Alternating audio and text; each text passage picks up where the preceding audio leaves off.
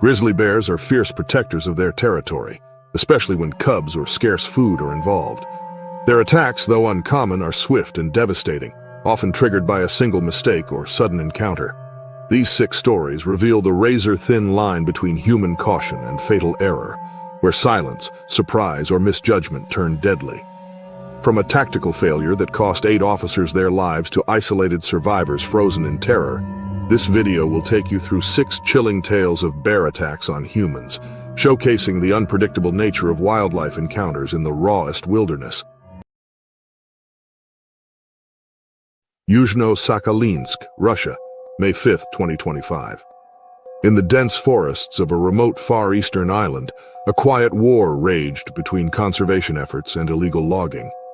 These ancient woodlands, among the oldest in the hemisphere, had become prime targets for timber traffickers who exploited the region's isolation to funnel rare wood into black markets abroad. That morning, veteran police officer Mikhail Kuznetsov led a team into the wilderness for what was expected to be a routine patrol. With 15 years of experience enforcing wilderness law, he had navigated some of the most remote terrain in the country. This mission was aimed at verifying reports of unauthorized logging activity within a restricted area in the island's northeast. Kuznetsov's unit included 9 members: Sergeants Dmitry Volkov and Yelena Petrova, Corporals Anton Sokolov and Nikolai Baranov, Officers Ivan Morozov, Alexei Popov, Svetlana Orlova, and Fyodor Lebedev, a new recruit only 3 months into service, participating as part of his field training. Recent intelligence suggested that the loggers were using radio signal detectors to monitor law enforcement movements. To minimize the risk of interception, Kuznetsov ordered strict radio silence. All devices were to remain powered off until absolutely necessary. At 7:30, the officers departed in 3 off-road vehicles, navigating unmarked service roads as far as possible before continuing on foot. The morning was typical of early spring, 12 degrees Celsius with light cloud cover and increased wildlife activity due to the early thaw. Unbeknownst to the team, a wildlife advisory had been issued just 30 minutes after their departure. Local biologists had confirmed the sighting of a large female bear with 3 cubs in the same sector the unit was entering. The bear was well known to rangers for her size and defensive behavior when with young. By late morning, the officers had divided into 3 groups to surround what was believed to be a logging camp. The maneuver, intended to isolate suspects, had an unintended consequence. The groups had unknowingly formed a perimeter around the bear's den site. As the eastern team advanced, Lebedev, partnered with Sergeant Petrova, noticed signs of recent animal activity: claw marks on bark, fresh tracks, and scat. He felt a growing unease, but bound by the silence protocol, could not voice his concerns. Just before noon, Officer Morozov, unaware of the den's location, closed to within 10 meters. The bear erupted from her hidden shelter, driven by instinct to protect her cubs. Weighing over 650 kilograms, she charged with lethal force. Morozov had no time to react. The attack was immediate and fatal. The roar of the bear and the sudden screams shattered the silence. Officers nearby heard the commotion but lacked clear direction. Without live communication, the response became fragmented. Some moved toward the noise, others froze or held position in confusion. Kuznetsov and Volkov fired warning shots to scare the bear off, but the sudden gunfire only intensified the animal's panic. Surrounded and perceiving multiple threats, the bear charged again. In minutes, the team was overrun. Her path was erratic but decisive, targeting movement, noise, or anything resembling a threat to her cubs. Petrova instructed Lebedev to stay completely still if the bear came close. He obeyed without hesitation, dropping to the forest floor and remaining motionless, face pressed into moss and mud. For 17 agonizing minutes, he stayed that way, listening to chaos, screams, then silence. When he finally dared to lift his head over an hour later, the forest was still. The bear and her cubs had vanished into the trees. The clearing was littered with the bodies of his comrades. Lebedev, shaken but alive, retrieved a powered-down satellite phone from Kuznetsov's pack and contacted emergency services. It took rescue teams 3 hours to reach the location. By the time they arrived, Lebedev had gathered the fallen into a single clearing using a tarp and lengths of cord from their gear. In the aftermath, the loss of 8 trained officers shocked both the public and enforcement community. Investigations were swift. Analysts determined that the team's communication blackout had prevented them from receiving the wildlife advisory, information that would almost certainly have changed their mission plan or delayed it altogether. Within days, internal protocols were overhauled.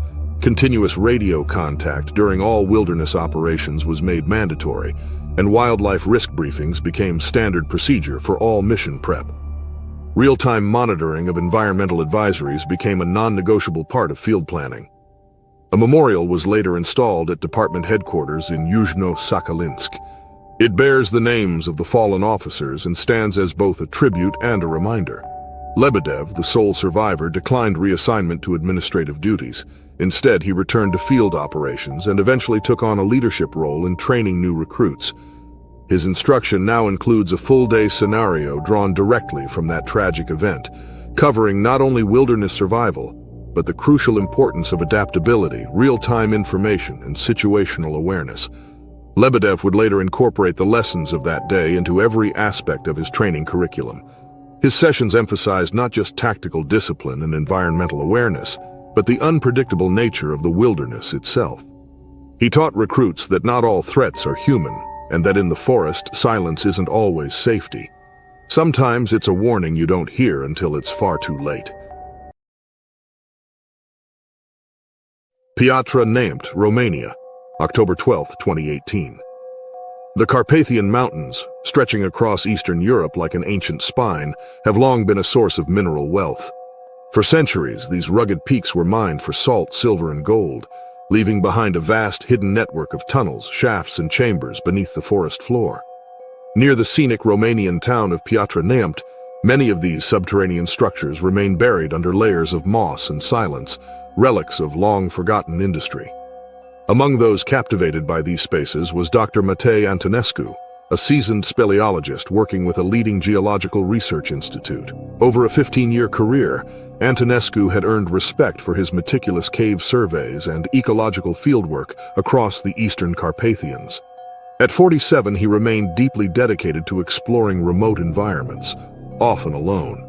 In the fall of 2018, his attention turned to a rarely documented 19th-century silver mine carved during the Austro-Hungarian period.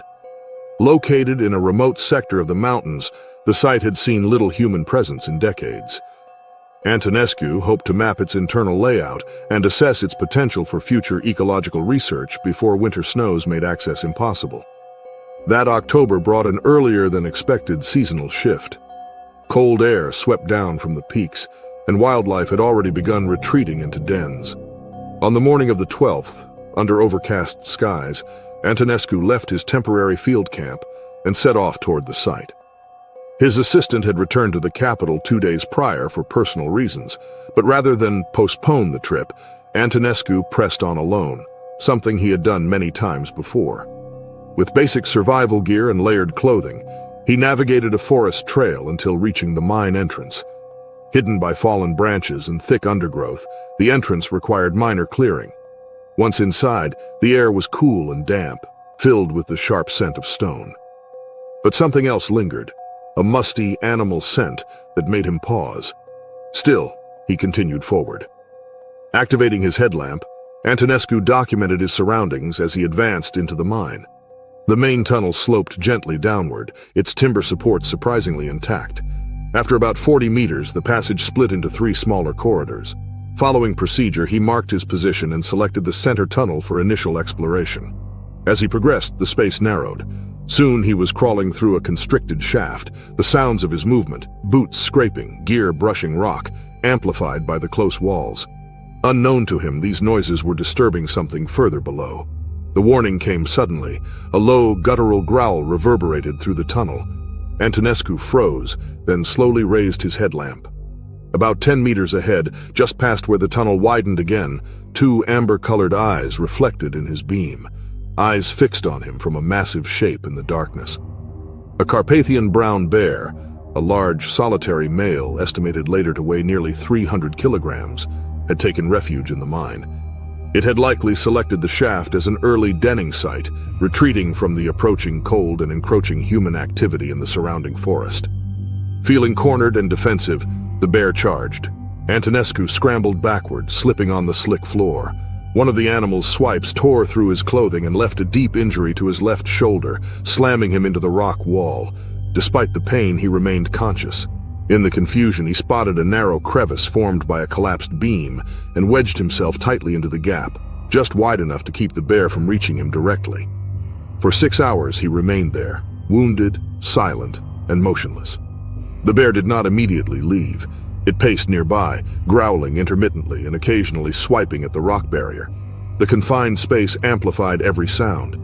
Blood from his injury soaked into his clothing, and the cold air inside the mine began draining his strength. His phone, tucked in his pack, was unusable. The rock above blocked any signal. As dusk approached and the forest outside began to darken, the bear eventually withdrew deeper into the mine. Still, Antonescu waited another hour before daring to move.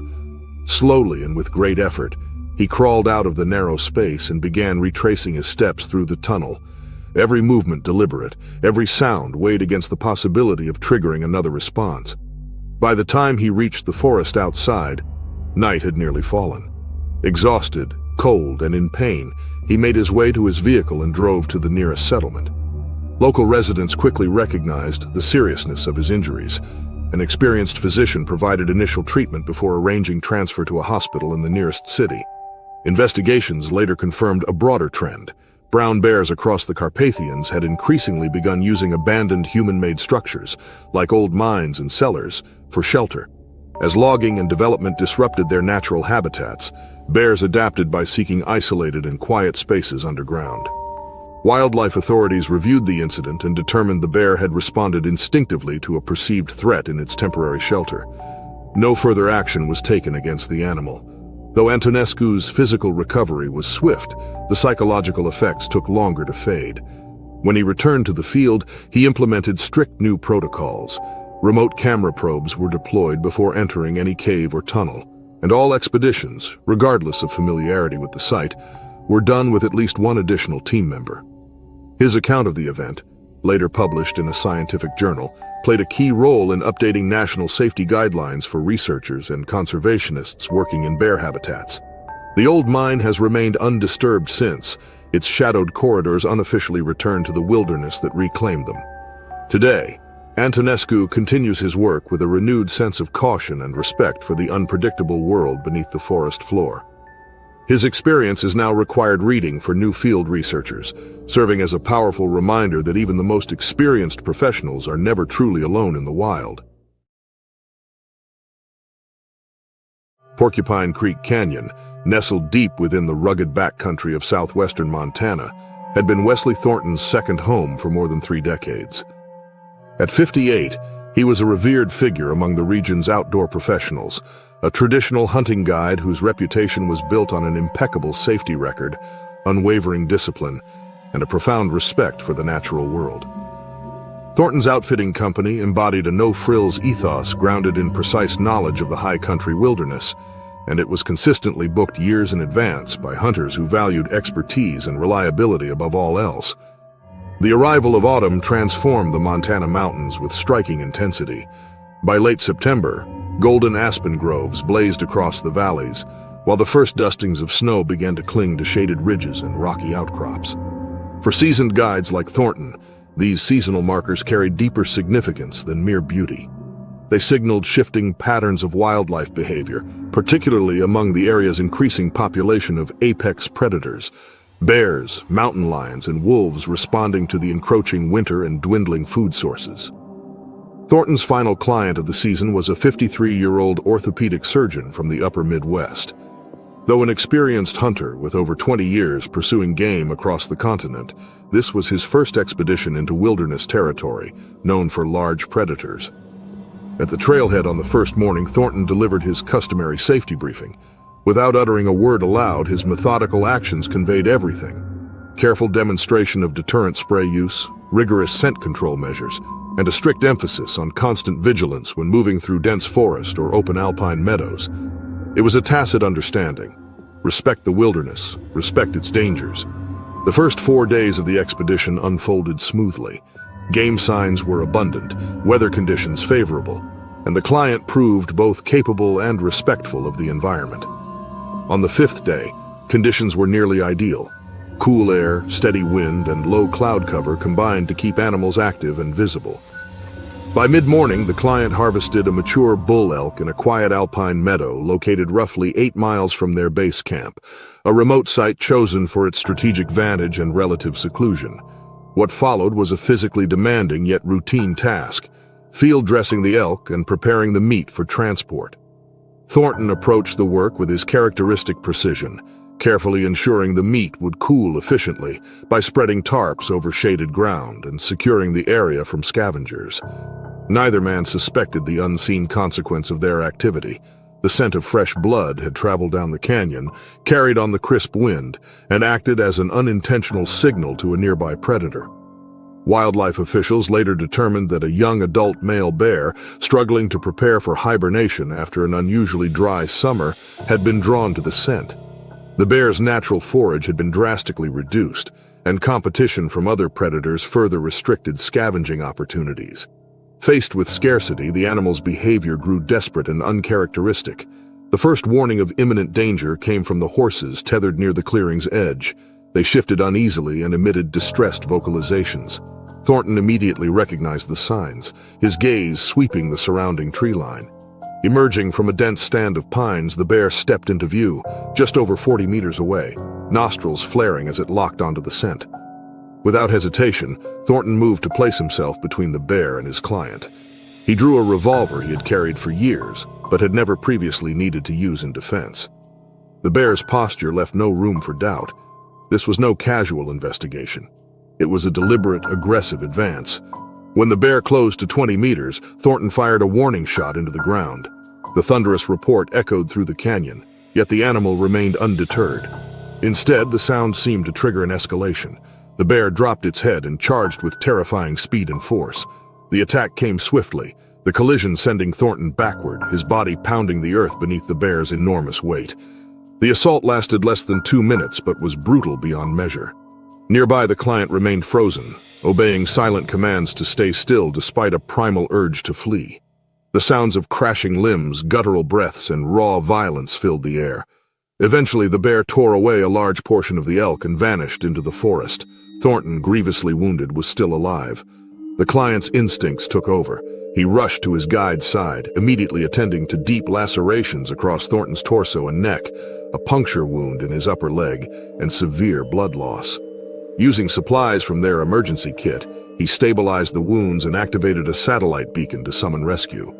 Rescue teams arrived just over 90 minutes later. A helicopter touched down nearby and paramedics administered treatment in the field. Thornton remained conscious throughout, even offering a final piece of practical advice rooted in experience before the airlift. Despite the swift response, he succumbed to internal trauma during the flight, passing away before reaching the nearest emergency facility. Wildlife officers tracked and humanely euthanized the bear several days later. DNA analysis confirmed its involvement in the attack. Further examination revealed the animal was severely malnourished and suffering from an infected wound, likely sustained during a previous encounter with hunters. These compounding factors appeared to have driven its abnormal and aggressive behavior. The tragedy sent ripples through outdoor and hunting communities across the region. Although Thornton had acted strictly according to established protocol, his death sparked urgent re-evaluation of field practices. Within 6 months, new regulations took effect in multiple wilderness areas. These included mandatory use of scent-proof storage containers and requirements that all field dressing take place at a safe distance from camps or kill sites. At the remote trailhead where the expedition had begun, a modest bronze plaque now commemorates Wesley Thornton's life. His name became synonymous with integrity, expertise, and a quiet, unwavering reverence for the wild places he loved.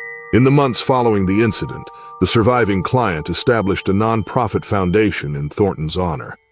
The organization provides safety training, wilderness education, and deterrent equipment to hunters and hikers traveling through predator-inhabited backcountry. Its mission is clear: to equip future travelers with knowledge and tools that foster greater awareness and respect for the complex ecosystems they explore. Wesley Thornton's legacy endures not only in memorials and stories, but in the informed caution carried by those who venture into the same wild spaces, places where awe and danger exist side by side, demanding respect and preparedness from all who enter. Cassiar Highway, British Columbia, July 8, 2016.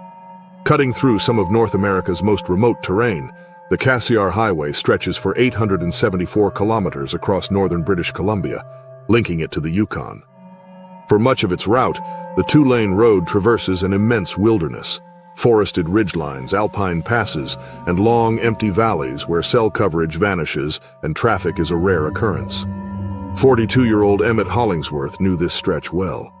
A seasoned tradesman, he had worked throughout the northern industrial circuits for over a decade and understood the challenges of traveling through the backcountry. But this trip was different.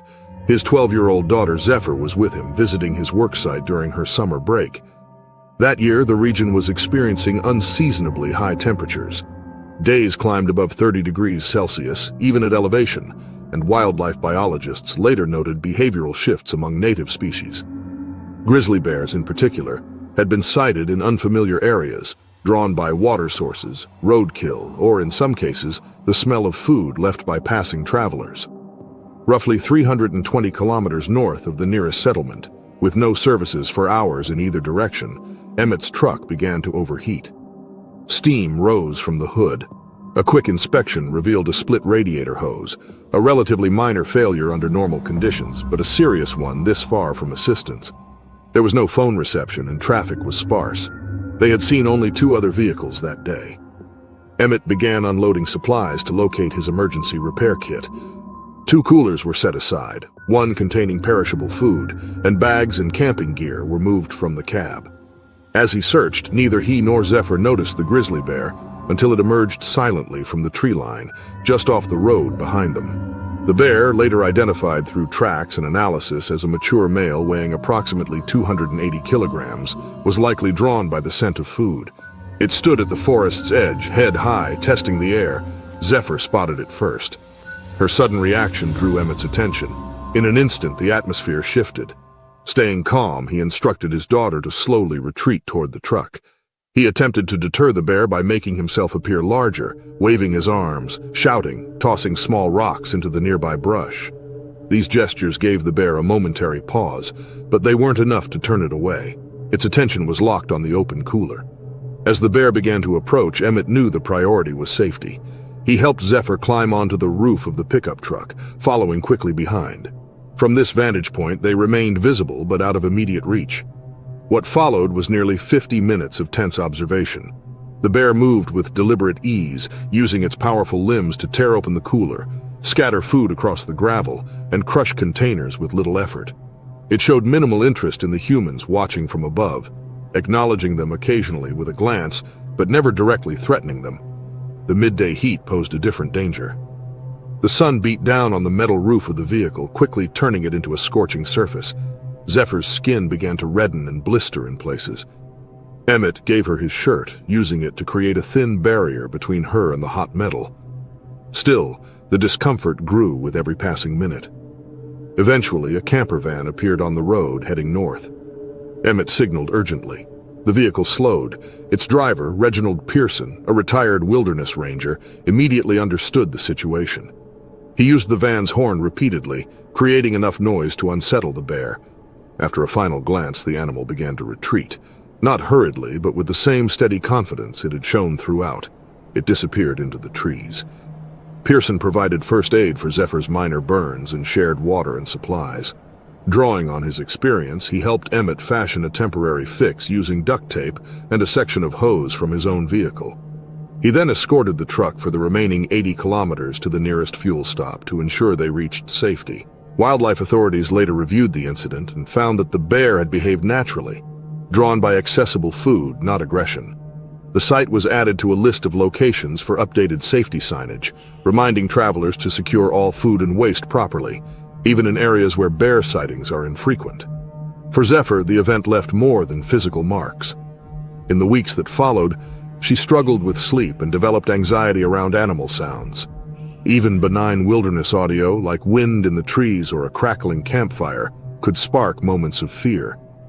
With counseling and support, she gradually regained confidence. Over time, her experience became a source of strength. She began volunteering with local conservation groups and eventually speaking to youth programs about coexisting with wildlife. Her presentations emphasized preparation, awareness, and respect, not fear. Photographs from that day, captured by Pearson, were later used in public education materials. The story resonated across the province, not as a tale of survival, but as a call for responsibility in shared landscapes. Emmett, when asked in a later interview what he remembered most, didn't speak of the fear or the damage. Instead, he described the bear's quiet presence. What endured most for the Hollingsworths wasn't the destruction or the fear. It was a shift in perspective. The bear had moved with calm assurance, unhurried and unafraid, as if the land itself recognized it. In that moment, it was clear. This was its territory, not theirs.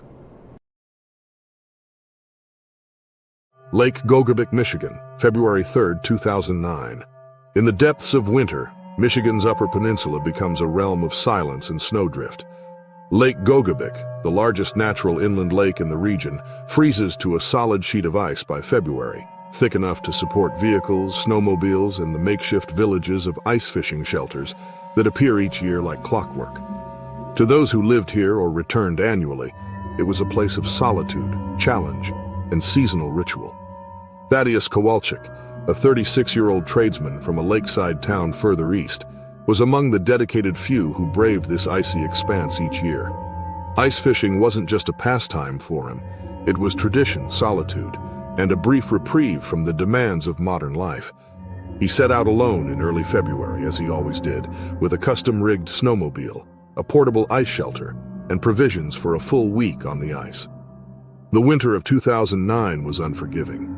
Temperatures stayed well below -20 degrees Celsius, with frequent wind gusts that made exposed skin sting in seconds.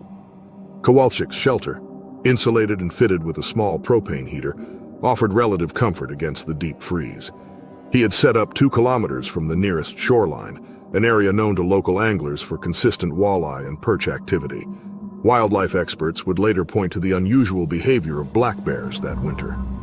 With milder mid-season thaws followed by abrupt cold snaps, hibernation patterns were disrupted. Some bears, confused by the erratic climate and struggling with limited food, had resumed wandering despite the deadly cold. Few people considered bears a threat in February, but nature, as it turned out, wasn't following the rules that year. On February 2nd, Kowalczyk had a banner day. 8 keeper walleye and a large northern pike came through the ice. As usual, he cleaned the fish outside and discarded the remains in nearby abandoned holes, thinking little of it. The scent, however, lingered on the wind. By 5 a.m. the next day, the shelter sat in absolute stillness under a sky full of stars.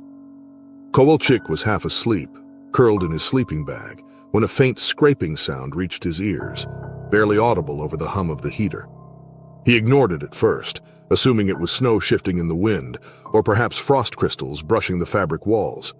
The sound grew sharper, more intentional. Then the side flap of the shelter abruptly tore open.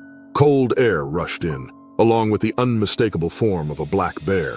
It was emaciated and restless, likely drawn by the fish scent and desperate enough to approach even in the biting cold. In the tight space of the shelter, barely 2 meters across, Kowalczyk and the bear found themselves inches apart. The bear hesitated. Its breath curled in white plumes, and its eyes reflected the glow of Kowalczyk's headlamp. Time seemed to stall. Then it moved forward, inch by inch, shoulders squeezing through the gap in the flap. Kowalczyk's hand scrambled through his supply box until he found the emergency marine flare. His fingers, stiff with cold, struggled to strike it. When it finally ignited, the flare bathed the shelter in a harsh red glow, filling it with acrid smoke and a searing light that reflected off the bear's dark coat. The confined space magnified the chaos, the smoke, the light, and the sudden noise. The bear swiped. One paw raked across Kowalczyk's left thigh, slashing through his pants and cutting deep. Pain burst through him like a lightning strike. Fueled by panic and instinct, he kicked with his right foot and waved the burning flare toward the animal's face. The bear flinched and backed out, retreating into the early morning darkness beyond the flap. Knowing this was his only chance, Kowalczyk bolted from the shelter, barefoot and wrapped in a torn sleeping bag. The cold hit him like a hammer. He could feel the numbness setting in almost immediately, but he sprinted across the slick ice toward his snowmobile about 30 meters away. Behind him, the bear returned to the shelter, rummaging through what was left in search of food. Kowalczyk reached the machine, half delirious from pain and cold, and managed to start the engine after 3 attempts. He tore across the frozen lake, heading toward the only place he knew might have help, a small private resort nestled on the western shore. He arrived, shaking and near collapse. The resort owner, a woman in her 60s who lived on site year-round, opened her door to find him bleeding, barefoot, and barely coherent. Her quick thinking, administering basic first aid and calling for emergency services, likely saved his life. He was transported to a regional clinic where he spent 3 days recovering from hypothermia, deep lacerations, and frostbite on both feet. Wildlife officials later located the bear still near the destroyed shelter. It was tranquilized and examined, revealing a fishing lure embedded in its lower jaw, infected and swollen. The injury had likely prevented the animal from eating properly for weeks. After medical treatment, it was relocated to a more suitable habitat farther north. Kowalczyk's physical recovery was swift compared to the mental toll. The memory of waking to see a bear pressing into his shelter lingered, vivid and invasive. He described it later to local reporters not with bravado but with quiet awe, an encounter with something primordial, something ancient and indifferent. He eventually returned to ice fishing the following year, but never again alone. He now carried more than just gear, satellite communications, additional flares, and a new awareness of how quickly routine could collapse into survival. The incident prompted local authorities to revise safety recommendations for winter anglers, particularly in remote areas. New signage, pamphlets, and training emphasized secure waste disposal and the possibility, however remote, of encountering wildlife year-round. For Kowalczyk, the trip that had once been a retreat from life's noise became something else entirely, a testament to resilience and a sobering reminder of the wilderness's capacity for both beauty and danger. A protected wilderness area in Alaska, August 17, 2013. A remote river in this vast region has long been known as one of the world's premier places to witness brown bears during the salmon run. Each summer, as sockeye salmon return to their ancestral spawning grounds, dozens of massive grizzly bears gather along the river's edge, creating one of the most breathtaking natural spectacles in North America. For wildlife photographers and adventurers alike, watching these powerful animals deftly pull fish from the rushing current offers a quintessential experience of Alaska's wild spirit. For Nathaniel Blackburn, a 44-year-old commercial fisherman from Kodiak Island, this river symbolized more than a photographic opportunity. It was a living laboratory, a place where he could study the behavior of wild salmon and perhaps gain insight into the dwindling salmon returns that had increasingly threatened his livelihood. With specialized permission from land management authorities, Blackburn set up a small temporary research outpost approximately 2 kilometers upstream from the river's more famous waterfall viewing area, a part of the watershed rarely frequented by tourists. The summer of 2013 brought an exceptional surge of salmon to the region. Biologists recorded the highest sockeye return in over 10 years, and the watershed teemed with activity. The abundance of fish, however, also drew in an unusually large number of grizzly bears. Wildlife monitors documented nearly 60 different bears that season, almost twice the average count for that area. On a cool August morning, Blackburn waded into the thigh-deep river to check underwater netting designed to briefly trap salmon for sampling and measurement before their release. His gear was technical and his methods precise, aimed at minimizing disturbance to the riverbed. His research site had been chosen for its relative isolation and safety. Flanked by steep canyon walls and featuring limited access points, the location allowed clear views in both directions. In previous weeks, he had only encountered bears at a distance. But nature is unpredictable. That morning, midway through a routine river crossing, Blackburn heard the unmistakable crack of breaking branches from the upstream forest. A massive male grizzly bear, later identified by field monitors as one of the dominant individuals in the area, emerged from the tree line roughly 40 meters away. The bear, estimated at nearly 480 kilograms, was in his physical prime, muscular, alert, and intensely focused.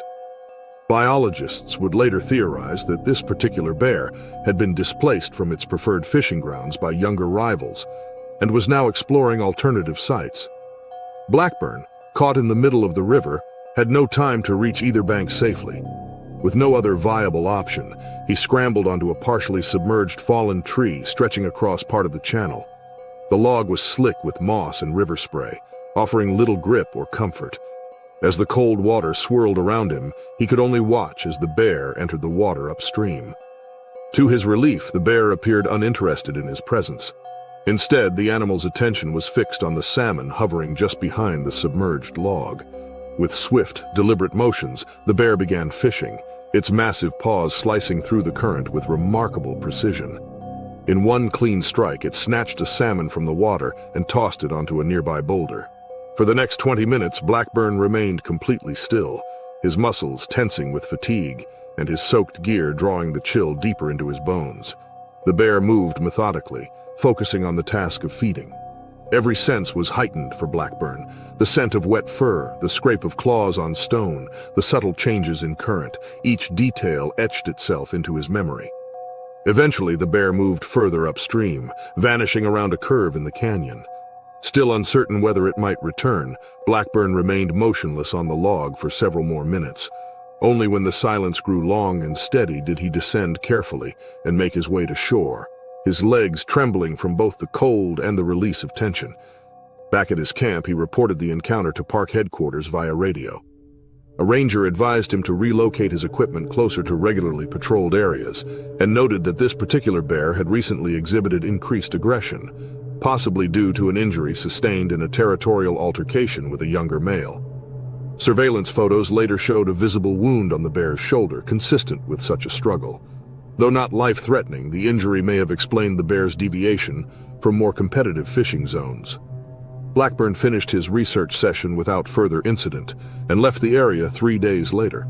Before departing, he stopped by the ranger station, where staff shared more photos and observations about the bear. The experience left a lasting impression, not of danger, but of humility. In the years that followed, Blackburn returned to salmon research across Alaska. Though he continued his work, he never again conducted field operations alone in bear territory. His findings contributed to improved fishery management in multiple districts, influencing both policy and conservation efforts. During presentations to state officials and fellow researchers, he often opened with the story of that fateful morning, not as a tale of survival, but as a reflection on the delicate balance between human presence and wild ecosystems. He described how, in that frozen moment on the log, he understood something profound. The bear had not perceived him as a threat, a rival, or even as food. He was simply part of the scenery, irrelevant to the bear's purpose. This realization shifted his perspective on nature itself. It wasn't about control or strength. Survival often depended on stillness, observation, and restraint. Blackburn's reflections became central to his educational outreach. He often spoke of the log not just as a piece of wood, but as a symbol of coexistence. For him, it represented the silent contract between human and wild, a space where fear and respect could coexist without conflict. In every story, he emphasized that stewardship of the natural world must come from a place of reverence, not dominance. Years later, as he continued to work on rivers across the region, Blackburn's thoughts often returned to that canyon, that bear, and that moment of absolute stillness. In a world increasingly shaped by human expansion, his message remained clear. In the wilderness, humility is not a weakness, it is survival.